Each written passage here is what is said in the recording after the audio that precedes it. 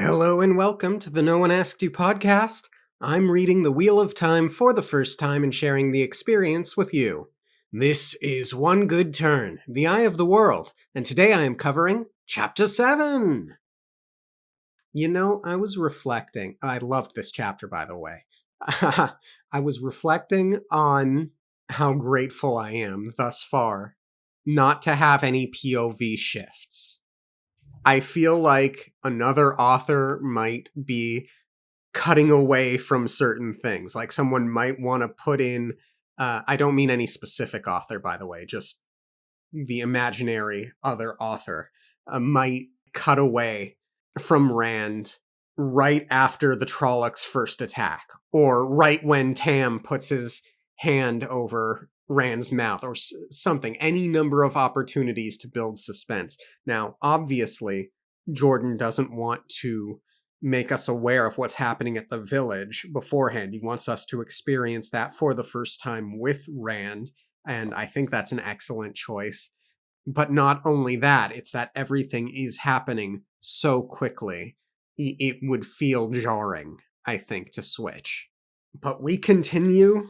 Rand finally makes it to the village, and he is devastated to see that it has been attacked. There are burnt buildings, there is fire, there is smoke. Smoke is the first thing he notes. It's like, there's way too much. What's wrong? Now, granted, it seems more folks survived than I had initially been under the impression would, which is good.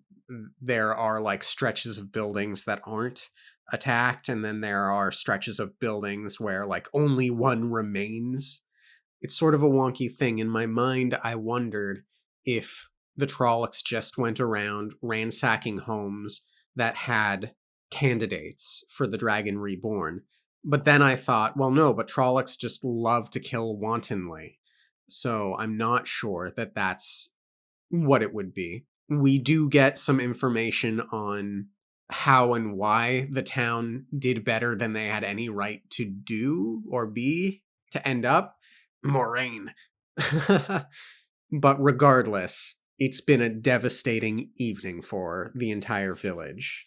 Now a lot of people are working, and Rand doesn't really comprehend a lot in terms of the people that are working, that are piling through rubble. There are people who are like burning Trolloc bodies and stuff, but he doesn't have much to think on it at first. He's going to have something of a revelation a little bit later, but to now it's just people doing what people are doing. He bumps into Master Luhan, fortunately, and Luhan seems to have made it through without any significant damage to himself. He sees that Tam is unconscious and he has stopped muttering, so he calls for Egwene because they need to get him to the wisdom. We get a lot of really interesting Egwene interactions here. She's helping Nynaeve with the bandages. Egwene, running by with her arms full of bedsheets torn into bandages, looked around at them without slowing. Her eyes stared at something in the far distance. Dark circles made them appear even larger than they actually were. Then she saw Rand and stopped, drawing a shuddering breath. And she says she'll take him to Nynaeve.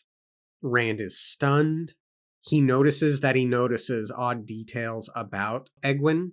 There's probably some small amount of infatuation going on there, but I don't think it's like the overriding thing. I think it's mostly the exhaustion mixed with a little bit of, for him, she is a source of good. Master Luhan notes that he's sort of dazed, so he grabs Tam and they get going. Once they bring Tam where he needs to be, Egwene goes to get Nynaeve, and Rand asks about Matt. He is alive. I figured that would be the case. While they're waiting, Luhan lets Rand know that the whole village is working and helping each other out as best they can. Mistress Calder and a few others took in some of those who were hurt, the ones with no home of their own still standing. When the Wisdom's seen Tam, we'll find him a bed. The inn, maybe. The mayor offered it already, but Nynaeve said the hurt folk would heal better if there weren't so many of them together. And that's, I imagine, important because Rand ends up getting a little bit of a fixation shortly on the mayor. Then Rand sinks to his knees, and this was an important passage. Shrugging out of his blanket harness, he wearily busied himself with checking Tam's covers. Tam never moved or made a sound, even when Rand's wooden hands jostled him, but he was still breathing at least. My father. The other was just the fever talking. Luhan tries to comfort Rand, and in no small part, I imagine, because of what it was that Luhan said, Rand looks at the village through new eyes. Still on his knees, Rand looked at the village as the blacksmith walked away, really looked for the first time. Master Luhan was right, he thought, and was surprised that he was not surprised by what he saw. People still dug in the ruins of their homes, but even in the short time he had been there, more of them had begun to move with a sense of purpose. He could almost feel the growing determination. But he wondered. They had seen Trollocs. Had they seen the black-cloaked rider? Had they felt his hatred? Seeing the town through new eyes and noting the determination and the sense of purpose seems like a really big thing to me for him. I think it's him growing up again a little bit, and I think it's him witnessing life and light and goodness and the thing that he will presumably go on to fight for as the book ramps up. Nynaeve and Egwene appear. She drops to her knees, Nynaeve I mean, and she basically takes one quick look at Tam's wound and says, "There's nothing I can do. I'm sorry, Rand." To which he responds, for a moment he stood, not understanding, as she started back to the house. Then he scrambled after her and pulled her around to face him. "He's dying!" he cried. "I know," she said simply, and he sagged with the matter-of-factness of it. "You have to do something! You have to! You're the wisdom!"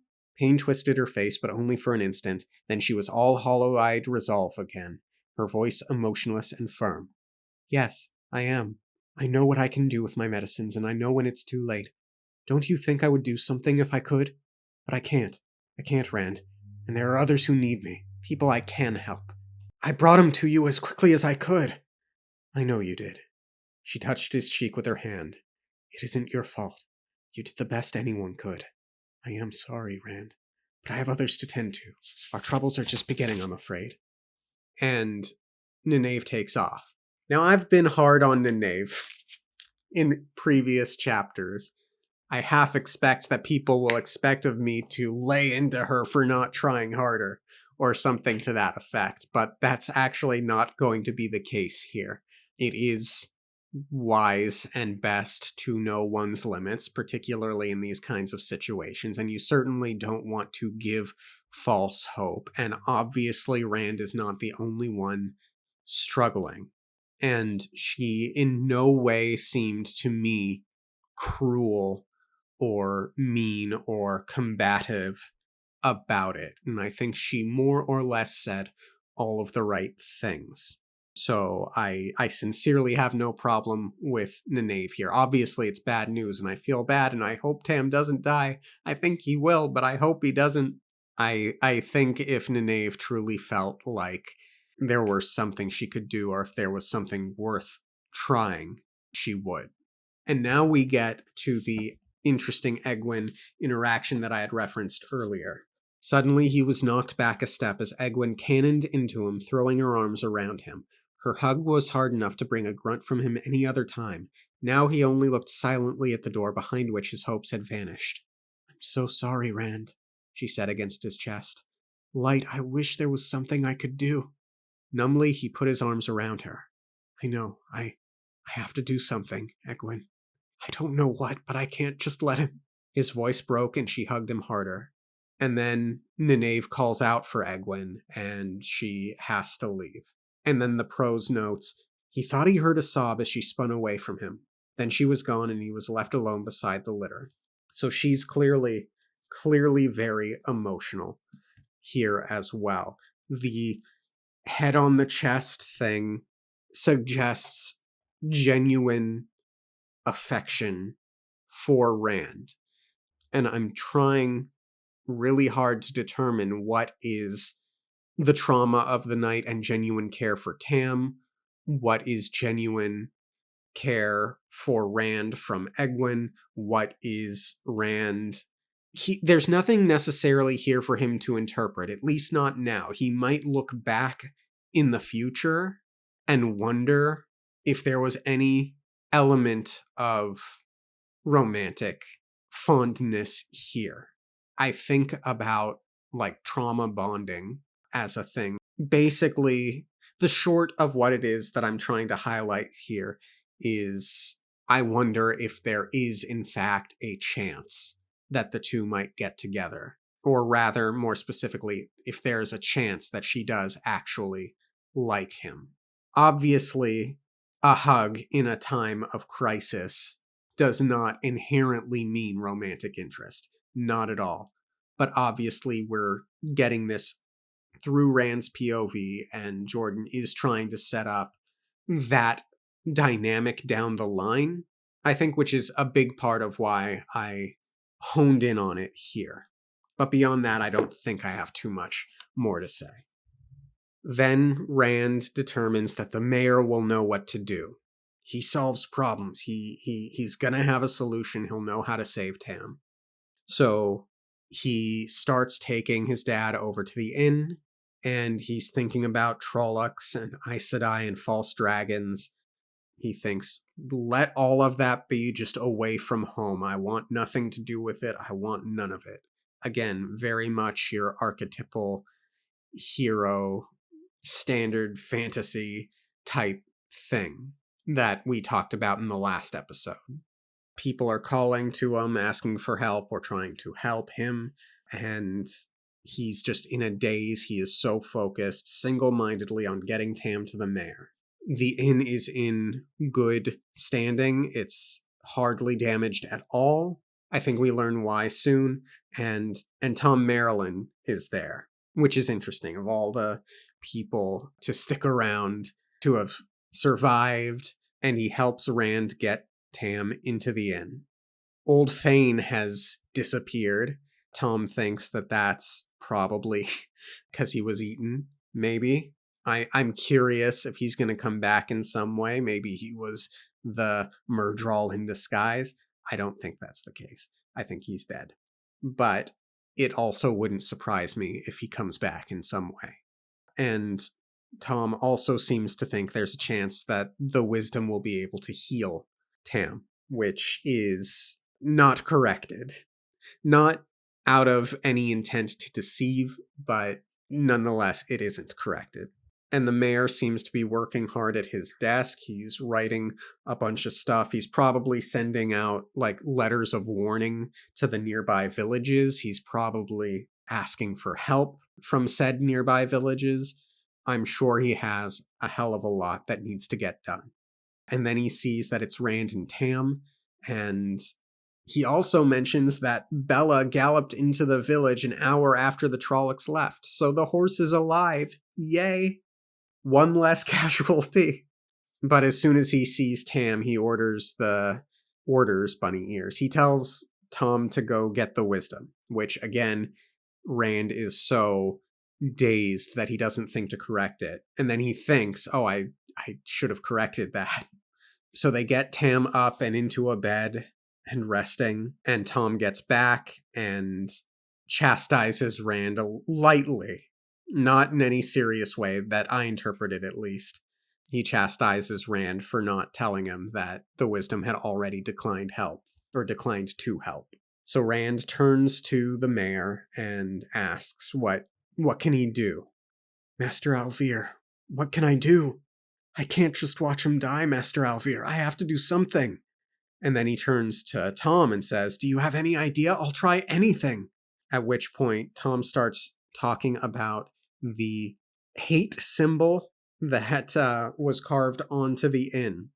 It's described as Rand gets to the inn, and I see now that I forgot to mention it, but basically there was a symbol on the inn, and I don't think Rand clocked what it was or what it meant at the time. But Tom basically says, in response to Rand saying he'll try anything, I was just wondering, Tom said, tamping his long-stemmed pipe with his thumb, if the mayor knew who scrawled the dragon's fang on his door. And I see dragon's fang, and you can gather that it is a hate symbol then. Someone seems not to like him anymore. Or maybe it's his guests they don't like. Rand gave him a disgusted look and turned away to stare into the fire. His thoughts danced like flames, and like the flames, they concentrated fixedly on one thing. He would not give up. He could not just stand there and watch Tam die. My father, he thought fiercely. My father. Once the fever was gone, that could be cleared up as well, but the fever first. Only how? So again, this pulsing thought of what that revelation could mean. The mayor says it's likely the Congars or the Copelands who did it, and it's like, screw them. In a time of crisis where your village has been attacked, you're really going to go out of your way to do that. Now, obviously, the Congars and the Copelands probably think that they were attacked because of said guests, but that's not the time. That's not the time. How dare they? Apparently, they had come into town after the attack, and even seeing it as it was, they're like, when is the festival going to start? So, really dislike them. But this is all in service of getting to the Moraine revelation of the chapter. They hadn't so much as smelled a Trolloc, and all they wanted to know was when festival was going to start, as if they couldn't see half the village in ashes. Master Alvir nodded grimly. One branch of the family, but none of them are very different. That fool Darl Copeland spent half the night demanding I put Mistress Moraine and Master Lan out of the inn, out of the village, as if there would be any village at all left without them. Rand had only half listened to the conversation, but this last tugged him to speak. What did they do? Why, she called Paul lightning out of a clear night sky, sent it darting straight at the Trollocs. You've seen trees shattered by it. The Trollocs stood it no better. Moraine can cast lightning spells. Awesome. Seeming, for now, until possibly we find out why. And it seems Master Lan was excellent with his sword as well. They seemed to have been able to rally a lot of the village folk into excellent response. From the mayor's perspective, they were running around like chickens with their heads cut off until Moraine and Lan took charge of the situation, so to speak. And the mayor reveals it's still almost too much to believe. An Aes Sedai in Emmons Field, and Master Lan is a warder. To which Rand responds, An Aes Sedai? She can't be. I talked to her. She doesn't... Do you think they wore signs? Aes Sedai painted across their backs and maybe, danger, stay away? Which I thought was humorous. But then he has a thought. Aes Sedai, I'm an old fool and losing my wits. There's a chance, Rand, if you're willing to take it. I can't tell you to do it, and I don't know if I'd have the nerve if it were me. A chance? I'll take any chance if it'll help. Aes Sedai can heal, Rand. Burn me, lad, you've heard the stories. They can cure where medicines fail. Gleeman, you should have remembered that better than I. Gleeman's tales are full of Aes Sedai. Why didn't you speak up instead of letting me flail around? I'm a stranger here, and Goodman Copeland isn't the only one who wants nothing to do with Aes Sedai. Best the idea came from you. And I'm really enjoying here how ominously the Aes Sedai are being built up. Because even knowing what I know, I don't know much about them. And you're really getting this sort of monkey's paw sense here, the way it's being built up. That you can ask them for help, but they demand something in return.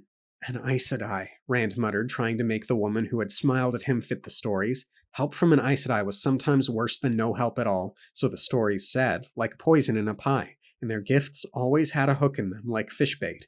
Suddenly, the coin in his pocket, the coin Moraine had given him, seemed like a burning coal. It was all he could do not to rip it out of his coat and throw it out the window. Nobody wants to get involved with Aes Sedai, lad, the mayor said slowly. It is the only chance I can see, but it's still no small decision. I cannot make it for you, but I've seen nothing but good from Mistress Moraine. Moraine Sedai, I should call her, I suppose. Sometimes you have to take a chance, even if it is a poor one. And then Tom adds, some of the stories are exaggerated in a way.